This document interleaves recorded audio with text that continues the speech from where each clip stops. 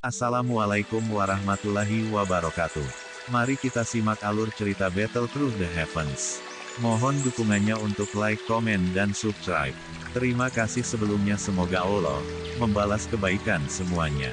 Dan semoga hari ini semuanya diberikan kesehatan dan kesuksesan. Monggo disimak. Tubuh Xiaoyan kaku sesaat sebelum diselimuti oleh api yang lebih padat, lebih bernafsu. Dia mengambil kesempatan yang disajikan oleh tubuh kaku Sun Er untuk memaksa lidahnya masuk. Dia seperti bandit yang menjarah dengan brutal. Sun Er juga terkejut oleh keberanian Xiaoyan sampai pikirannya menjadi lebih buram. Hanya setelah Xiaoyan menerobos masuk, dia secara refleks mulai berjuang. Namun, saat ini dia tampak sangat lemah. Kekuatannya yang menakutkan, di mana tinjunya bisa menembus ruang itu sendiri, tampaknya telah benar-benar menghilang pada saat ini. Api bernafsu terbakar di dalam dada Xiaoyan. Tangannya yang berkeliaran di sekitar pinggang Sun Er tanpa sadar naik. Sesaat kemudian, akhirnya menyentuh kelembutan yang menyebabkan seseorang memusatkan perhatian. Sentuhan lembut itu seperti percikan yang menyalakan memadukan dari beberapa ledakan. Tangan Xiaoyan diam-diam membuka pakaian hijaunya, menunjukkan kulitnya yang seperti salju. Uhuk, nona muda, aku yang lama punya sesuatu untuk dibicarakan dengan kamu. Batuk kering tua tiba-tiba terdengar di luar pintu tepat ketika Xiaoyan secara bertahap akan mengupas semuanya dari wanita di pelukannya. Suara tua itu dengan jelas menular ke dalam ruangan. Suara tua ini berisi doki yang kuat yang sepertinya meledak di samping telinga Xiaoyan dan Sun Er, tiba-tiba membangunkan mereka berdua dari keadaan hilang dalam gairah. Setelah memulihkan kepalanya yang jernih, Sun Er melihat postur yang sangat intim dari mereka berdua dan pakaian yang sudah separuh dilucuti darinya, menampakkan kulit seputih salju di bawahnya. Wajahnya segera berubah merah sehingga tampak seolah darah akan menetes dari situ. Sepasang mata gelap menatap marah pada Xiaoyan dalam rasa malunya. Dia mengulurkan tangannya dan menarik selimut itu, membungkusnya erat-erat di sekitar tubuhnya saat dia melakukannya. Xiaoyan juga memulihkan pikirannya saat ini.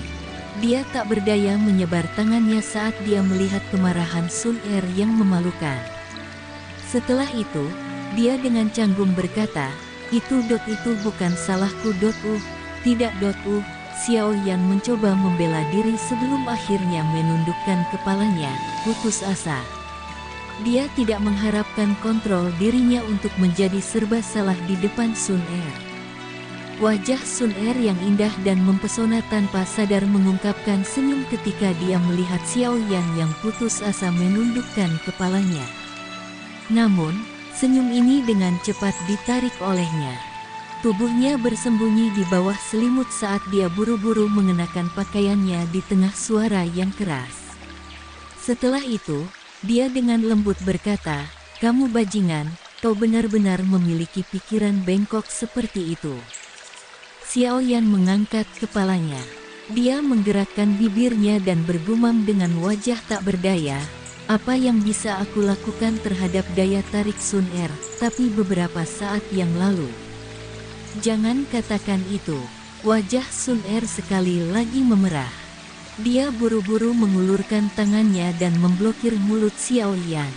Namun, dia akhirnya meraih tangannya sebagai gantinya. Dia berpikir bahwa Xiaoyan akan melakukan sesuatu yang buruk lagi ketika dia melihat cinta yang tidak bisa disembunyikan di mata hitam gelapnya. Kemerahan terang di wajah Sun Er menjadi jauh lebih pucat di bawah mata Xiaoyan. Dia menggigit bibir bawahnya yang merah dengan punggung giginya saat keraguan muncul di matanya. Segera, dia tiba-tiba menunduk dan memberi wajah Xiaoyan kecupan yang dangkal. Xiaoyan GG, garis darah di tubuh Sun Er belum sepenuhnya terbangun. Aku tidak bisa melakukan hubungan apapun.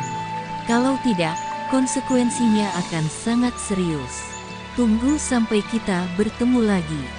Kejutan langsung melintas di mata Xiaoyan ketika dia mendengar suara lembut seperti nyamuk yang terdengar di sampingnya.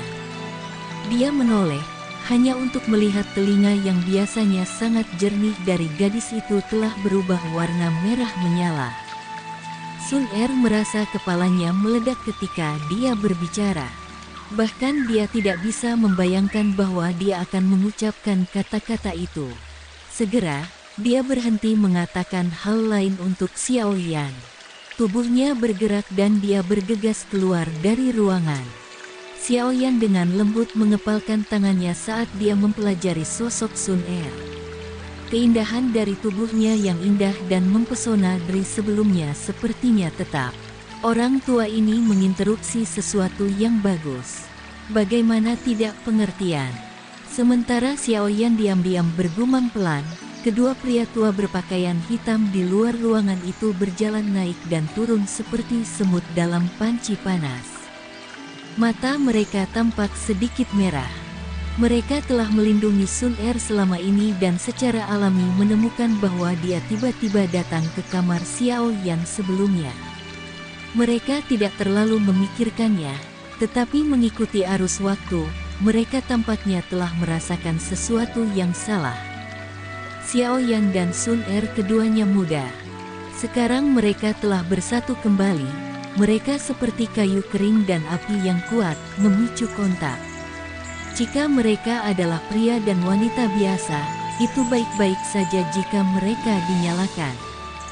Mereka berdua pasti tidak akan melakukan sesuatu yang tidak pengertian ini. Namun, Sun Er bukan wanita biasa. Dia adalah orang dengan garis darah paling sempurna dalam klan Wu dalam 1000 tahun terakhir. Jika dia menyerahkan tubuhnya ke Xiaoyan hari ini, Xiaoyan pasti akan dikejar sampai ke ujung dunia oleh klan Wu yang marah. Pada saat itu, mereka berdua juga akan menghadapi pelanggaran karena tidak melindungi Sun Er dengan benar. Nasib mereka tidak akan lebih baik daripada nasib Xiaoyan. Semua ini karena Sun Er benar-benar terlalu penting bagi klan Wu. Mereka berdua terus berjalan bolak-balik di depan pintu masuk. Sesaat kemudian, mereka tiba-tiba terhenti. Mata mereka saling memandang dan melihat mata merah dari pihak lain. Akhirnya, mereka mengangguk.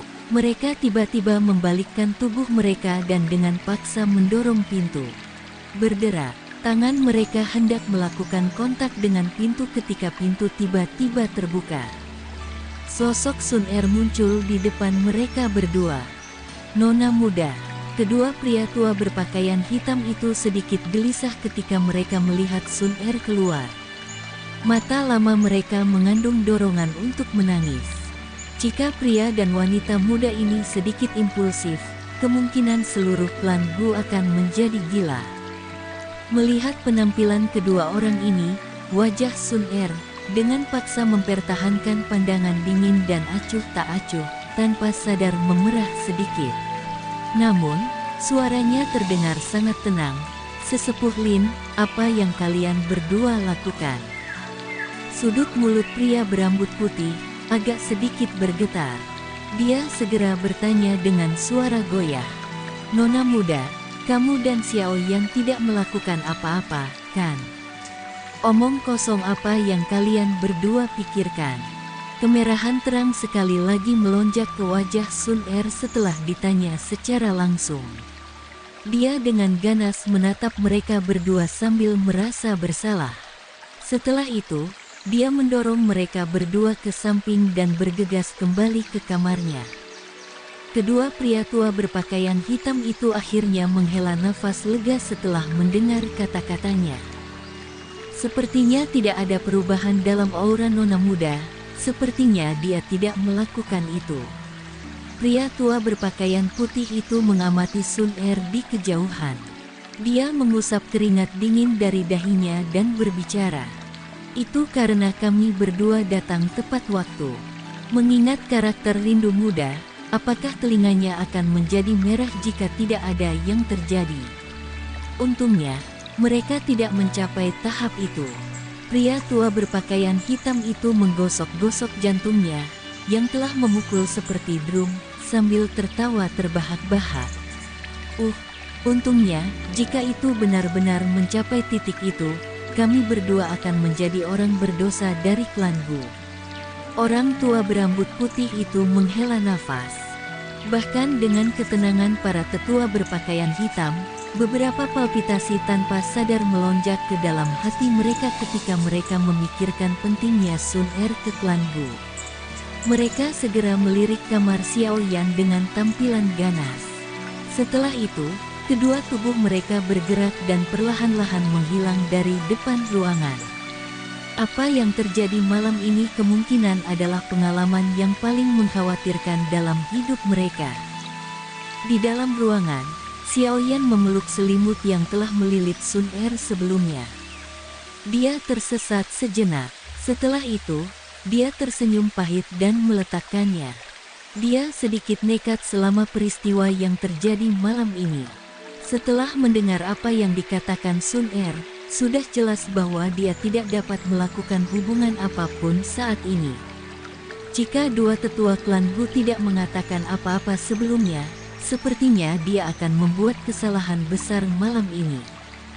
Xiao Yan dengan lembut menghela nafas dan menghirup nafas dalam-dalam, secara bertahap menenangkan pikirannya dalam prosesnya.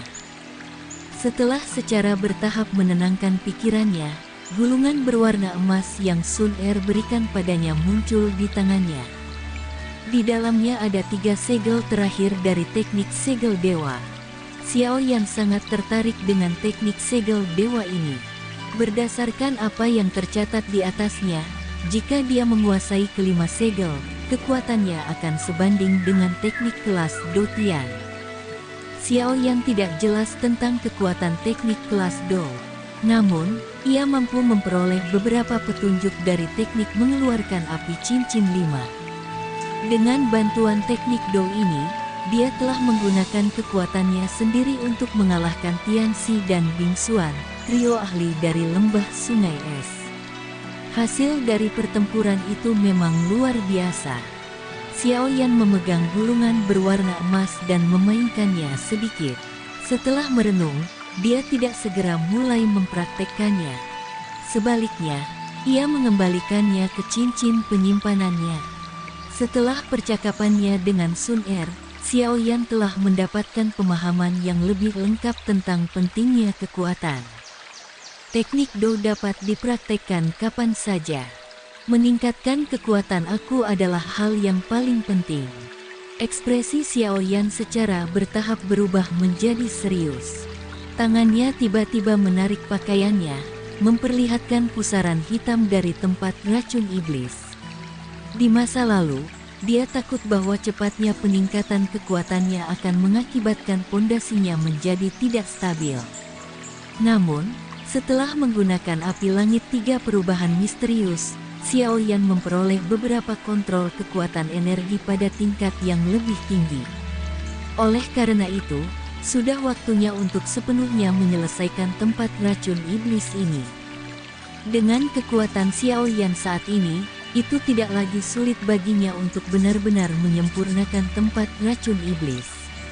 Dengan kapasitas tubuh Xiao Yan, itu harus mungkin untuk itu benar-benar menyerap sejumlah besar murni Do Qi yang terkandung di dalamnya. Dengan kata lain, menyelesaikan tempat racun iblis ini yang telah merepotkan Xiao Yan selama bertahun-tahun adalah hal yang biasa. Hihihi, Xie Bian, sekarang aku akan tanpa basa-basi menerima hadiah hebat yang kamu berikan saat itu. Tangan Xiao Yan dengan lembut mengusap tempat racun iblis di dadanya. Senyum dingin muncul di sudut mulutnya. Dia dengan cepat menyilangkan kakinya dan duduk. Dengan perubahan segel yang dibentuk oleh tangannya, nyala hijau giok di dalam tubuhnya dengan marah mulai terbakar. Setelah itu, dengan liar dibebankan ke lokasi tempat racun iblis.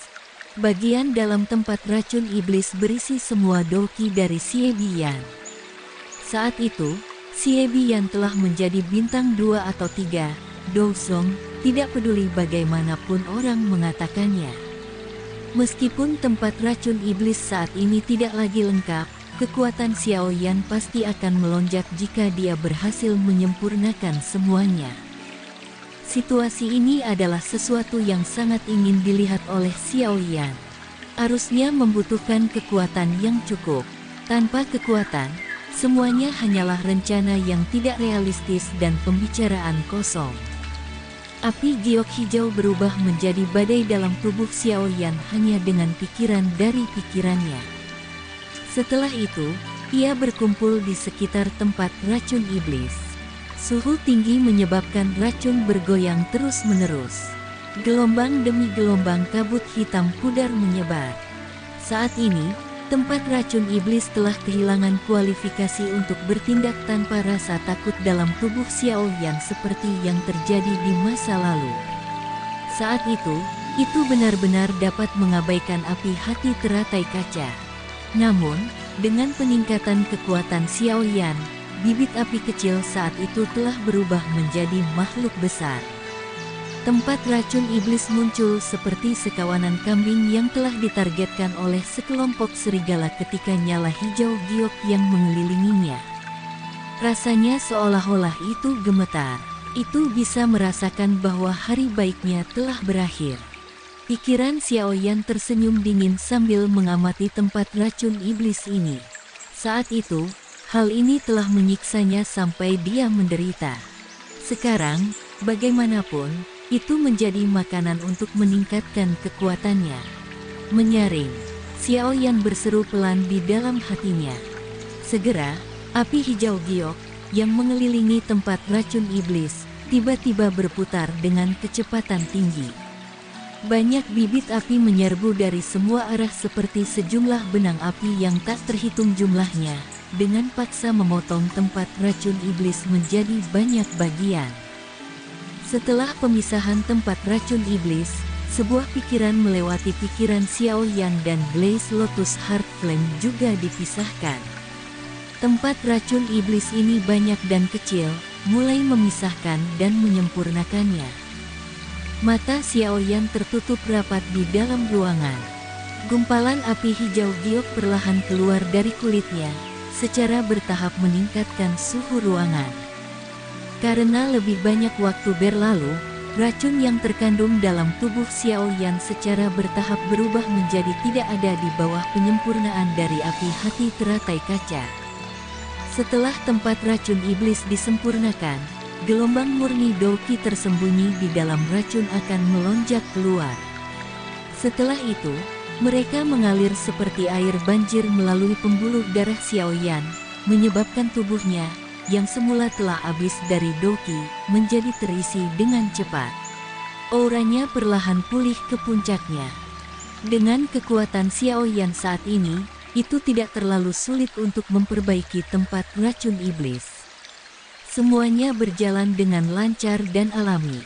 Yang ia butuhkan hanyalah waktu.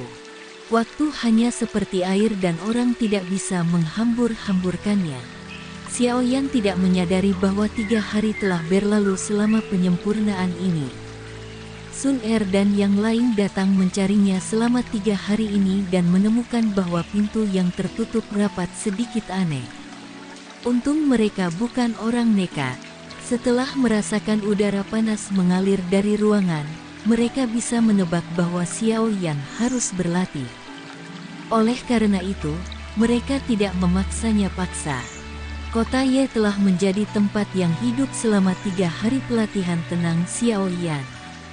Alasan untuk keaktifan ini secara alami karena pertempuran yang menggetarkan jiwa yang telah terjadi beberapa hari yang lalu. Penampilan kelompok Xiao Yan dan tempat mereka tinggal semuanya berada di klan Ye, menyebabkan reputasi klan Ye baru-baru ini diganti. Banyak orang berpikir bahwa klan Ye sudah menolak. Namun, melihat sekarang, tampaknya ada pelindung yang sangat kuat di belakang mereka. Itu juga karena ini bahwa beberapa faksi dengan niat jahat untuk klan Ye tidak berani melakukan apapun untuk saat ini. Bahkan para ahli dari lembah sungai es akhirnya pergi dengan cara yang putus asa. Tidak perlu membicarakan tentang mereka. Dengan mengandalkan reputasi kelompok Xiao Yan, klan Ye juga menikmati masa hening.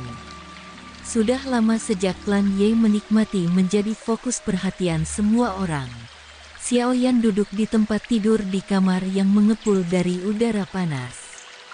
Keringat menguap dari pori-porinya, menyebabkan pakaiannya melekat erat ke kulitnya. Pada saat ini, wajahnya juga berubah merah memerah. Tempat-tempat racun iblis semula tinju di dadanya telah berubah menjadi titik hitam kecil. Bahkan bisa samar-samar melihat api hijau redup di sekitar titik hitam kecil ini. Setitik kabut putih dipancarkan dari hidung Xiaoyan saat ia menarik napas. Pada saat ini, napas Xiaoyan telah menjadi luar biasa kuat. Doqi yang agung di dalam tubuhnya seperti banjir yang bergelombang, membawa suara yang memancar karena dengan cepat mengalir melalui pembuluh darahnya. Luka di dalam tubuhnya, yang muncul sebagai akibat dari penggunaan api langit tiga perubahan misterius, sepenuhnya disembuhkan. Apalagi, kondisinya bahkan lebih baik dari sebelumnya. Doqi yang luas dan perkasa mendesing saat mengalir dalam tubuh Xiaoyan.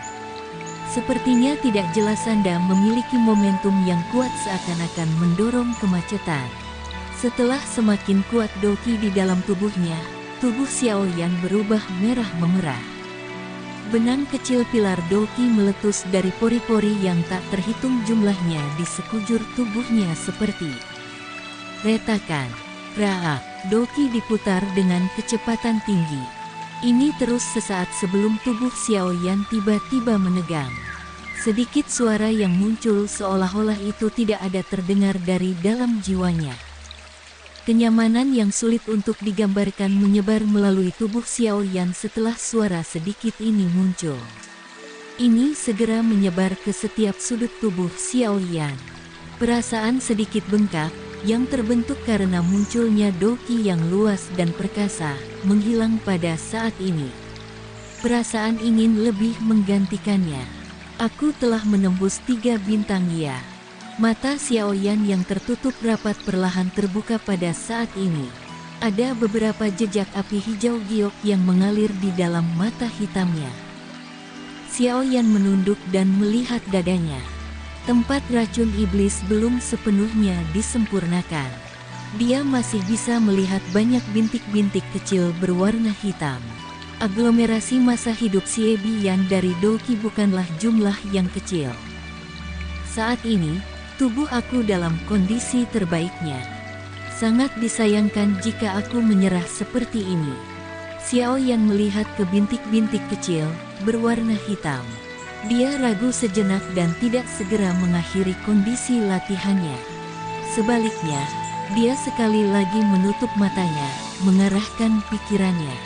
Karena dia sudah memperhalus tempat itu, dia harus benar-benar menyelesaikannya. Namun, dia bertanya-tanya apakah Doqi yang tersisa di tempat racun iblis akan memungkinkan Xiaoyan untuk maju ke bintang 4 Douzong. Tempat racun iblis yang tersisa tidak dapat bertahan terhadap penyempurnaan ini oleh Xiaoyan. Dalam waktu setengah hari, bintik-bintik hitam kecil benar-benar menghilang dari dada Xiaoyan. Hanya pada saat ini melakukan tempat racun iblis, yang Xie Biyan telah tanam dalam tubuh Xiaoyan, benar-benar lenyap. Jika orang tua di dunia bawah sadar bahwa tempat racun iblisnya tidak hanya gagal untuk mengambil nyawa Xiaoyan tetapi malah membantu kemajuan kekuatan Xiaoyan, sepertinya dia akan sangat marah. Setelah memperbaiki sisa waktu tempat racun iblis, Doqi murni yang tetap mengalir melalui tubuh Xiaoyan. Mungkin ada jumlah besar Doqi, tetapi itu tidak mencapai titik di mana ia menunjukkan tanda-tanda menembus ke bintang keempat dari kelas Douzong. Kesenjangan antara tingkat di kelas Douzong sangat besar. Itu bukan hal yang mudah untuk meningkatkan kekuatan seseorang bahkan jika Xiaoyan memiliki makanan pelatihan seperti tempat racun iblis. Xiaoyan sedikit mengernyit. Dia merasakan bahwa energi di tubuhnya hanya sebuah dorongan untuk bisa menyentuh penghalang di antara level. Dia telah meremehkan energi yang sangat besar yang dibutuhkan untuk kekuatannya untuk melompat ke depan oleh 2 bintang. Itu tidak terduga bahwa bahkan tempat racun iblis gagal memuaskan penghamburan ini. Aku sudah merasa bahwa aku dapat menyentuh penghalang bintang 4 Dosong. Jika aku menyerah sekarang, tidak mungkin untuk mengatakan kapan aku akan memiliki perasaan seperti itu di masa depan. Xiao Yan menghela nafas. Pada saat ini, panah sudah digantung di haluan. Itu tidak memungkinkan dia untuk bersantai. Karena doki di dalam tempat racun iblis sudah benar-benar disempurnakan olehnya. Dia harus menyediakan dirinya dengan sumber daya yang diperlukan.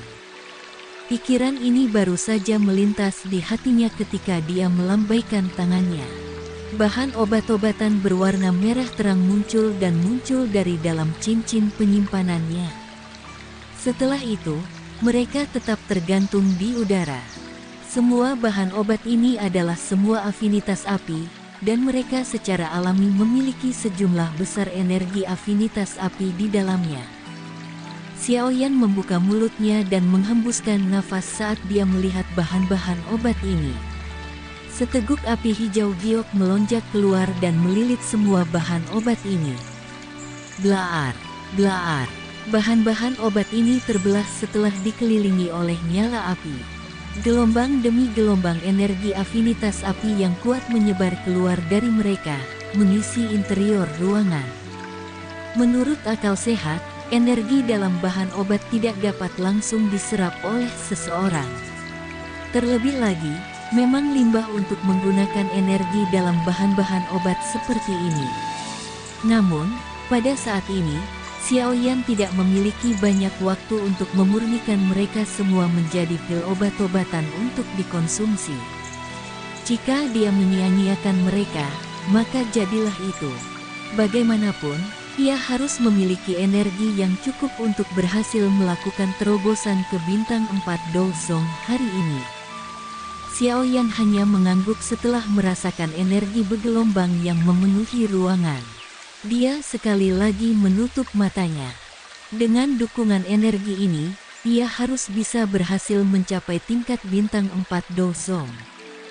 Sementara Xiao Yan mencoba yang terbaik untuk meningkatkan kekuatannya, lebih dari 10 bayangan hitam ditemani oleh angin berdarah saat mereka terbang melintasi langit lebih dari 500 km dari kota Ye dengan cara liar. Setelah melihat lebih dekat, orang akan menemukan bahwa sosok-sosok hitam besar itu banyak binatang bersayap 4 dengan tanduk tajam tunggal di kepala mereka. Beberapa tokoh dalam pakaian ungu hitam berdiri di atas kepala binatang bertanduk tunggal ini. Aura-aura yang samar-samar diam-diam bergelombang dari tubuh mereka. Seorang pria berdiri dengan tangan di belakang punggungnya pada binatang bertanduk tunggal bersayap 4 tepat di depan. Pria itu sangat tampan, tetapi ada ekspresi suram di wajahnya saat matanya menatap cakrawala utara yang jauh. Komandan Lingkuan, berdasarkan informasi yang kami peroleh, Nona muda seharusnya berada di kota Ye di wilayah Pil. Seorang pria berjubah ungu hitam dengan hormat melaporkan dari belakang pria tampan itu. Lingkuan adalah nama yang akrab. Orang ini adalah komandan yang disebut tentara terendam hitam, yang memiliki konflik dengan Xiao Yan kembali ketika dia mengambil Sun Er dari Akademi Batin, Lingkuan. Sampah itu dari klan Xiao juga ada di sana kan? Lingkuan dengan samar bertanya. Kemarahan yang gelap dan serius terlintas di matanya. Mendengar ini, orang di belakang ragu sejenak sebelum mengangguk. Lingkuan tanpa ekspresi. Matanya menatap ke utara sementara tinjunya perlahan mengencang. Ekspresi ganas melintas di matanya. Sampah kecil, aku memberi kamu peringatan saat itu untuk menjaga jarak dari Nona muda. Sepertinya jika aku tidak memberi kamu pelajaran yang tak terlupakan kali ini, kamu tidak akan menaruh kata-kata komandan ini di hati kamu. Battle Through the Heavens. Tunggu next episodenya. Mohon sodako subscribe, like, dan komennya dan share-nya. Semoga kebaikannya dibalas oleh Allah. Dan semoga hari-hari sedulur semuanya diberikan kebahagiaan, kesehatan, dan kesuksesan. Terima kasih. Assalamualaikum warahmatullahi wabarakatuh.